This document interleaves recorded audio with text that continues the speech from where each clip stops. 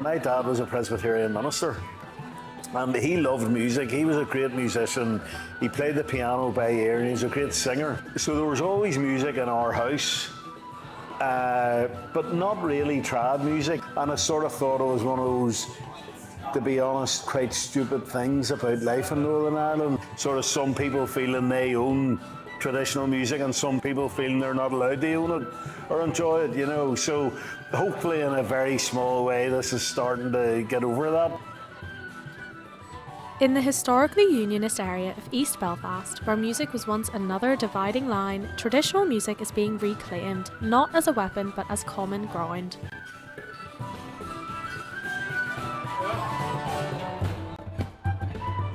This is the story of the musicians who are reminding a divided city that some songs are still meant to be shared.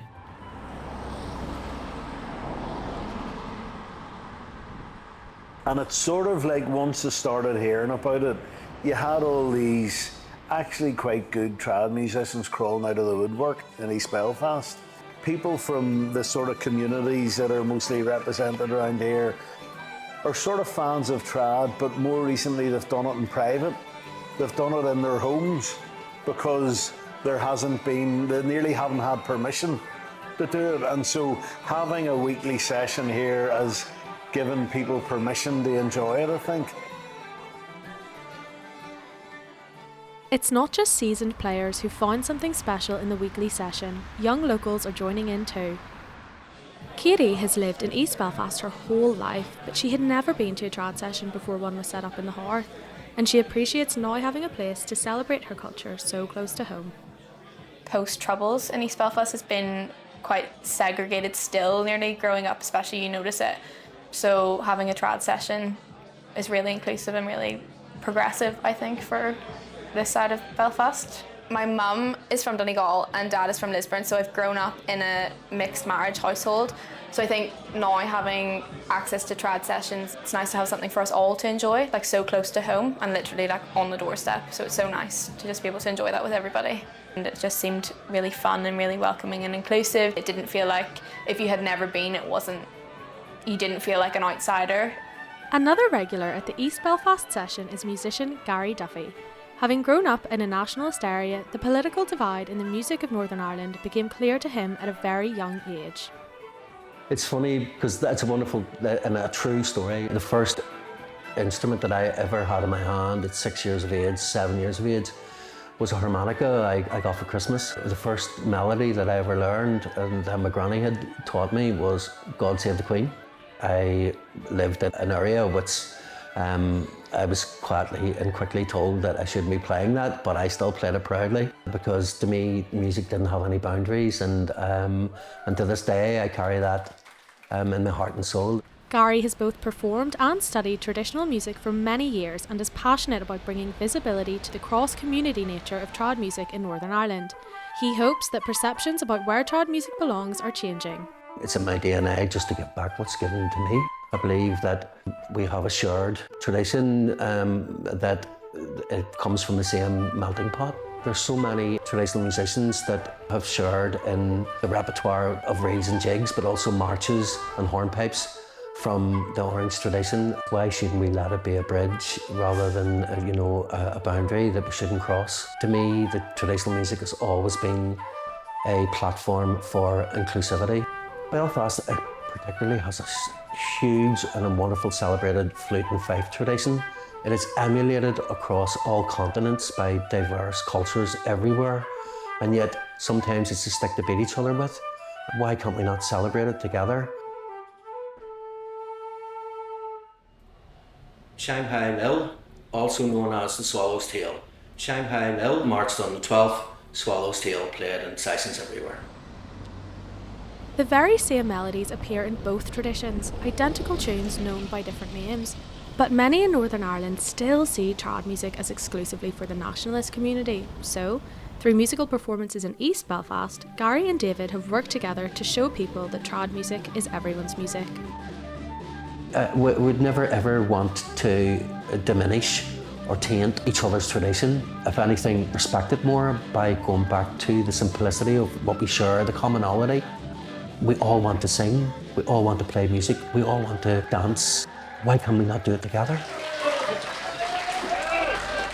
The Newton Arts Road still bears the marks of recent conflict, and the lingering segregation and divide within the community remains a concern among locals. When David first went to set the session up, some pubs turned the idea down because they were worried about how people from this side of the city might react.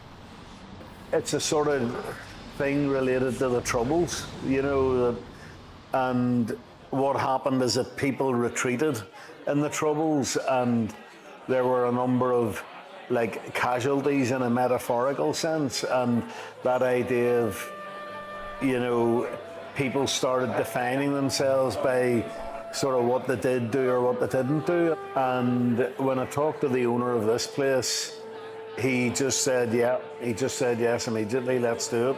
We had a wee bit of resistance from some quarters online and just locally here. So it definitely was a bump on the road, I would say, and I, as a person who was sort of bringing people together, I actually felt a bit of a duty of care that, this was my idea, and if something happened or went wrong, I would be responsible for it. Although it was probably just keyboard warriors having a go, you had to take it seriously. We've had lots of visitors to this session who have heard about it through a thing called the Belfast Session Guide, which is a great resource, and we're on the Belfast Session Guide. The only caveat here is, for reasons that we were alluding to earlier, I didn't really do any advertising or promotion, or I started at the very beginning and then I stopped because we had some dubious characters having a go at us on social media. Social media platforms may give a voice to critics, but they are also helping new people discover a love for trad. Many such people could be found at Belfast Trad Fest, the city's annual traditional music festival. This week-long celebration brings together teachers, top musicians, audiences and students from Belfast and beyond. Trad enthusiast John travelled from London this year to attend. I come from a multicultural background, but there's no Irish in me. I wouldn't be here now if it wasn't for social media, specifically YouTube. There's some really, really great tutorials, some really great teachers, but I knew at some point that if you want to get good at anything artistic or musical, you have to interact and learn with other people, and it's just so much more organic and natural. You feel so much more connected with other people and with the music. I've just felt completely at home, and I feel completely welcome. John's teacher at the Tradfest Summer School is Patrick Davey, who has been playing, performing and teaching trad music for over 40 years.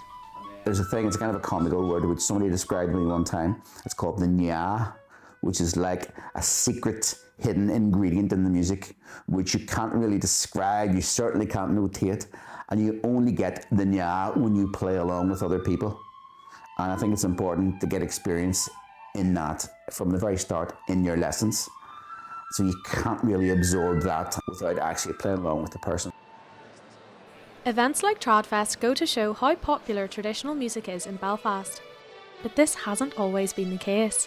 The biggest change is, thankfully, it is infinitely more popular than it would have been back in my day. It was almost like a hidden underground movement at times. But now it's very mainstream. Back in those days, it was still the Troubles. And going out was, you did a bit of preparation. It's not even remotely an issue for any of us. It's something which everybody has ownership of. Change rarely happens overnight, and as confidence in the East Belfast session grows, new milestones continue to mark its journey. The most recent step for the session here came, quite literally, in the arrival of dancers. From shortly after we started, people were asking me about dancing, and I actually put them all off and said, no, look, we don't want to do too much too soon. And I just thought all I'd need is the wrong sort of person to walk in and have a look. I had always put off the dancing because I didn't think we were ready for it. And then I decided to go for it. And the first night we did it, I have a 17-year-old daughter, and her best mate is a great Irish dancer and goes to an Irish dancing school in the Presbyterian Church here. And actually the dance classes are on a Thursday night. They're actually walking past the door of the pub on the way home. I said, would you not stop in sometime with your hard shoes on and give us a few, think we're ready for you now? And she said yes, and she brought 3 of her wee mates, and they danced just along that bar there on the tiles. And And they were all wee local girls who learned how to dance in the Presbyterian church. Honestly, they brought the house down, and I was quite emotional that night because I just thought that was another wee milestone in the journey.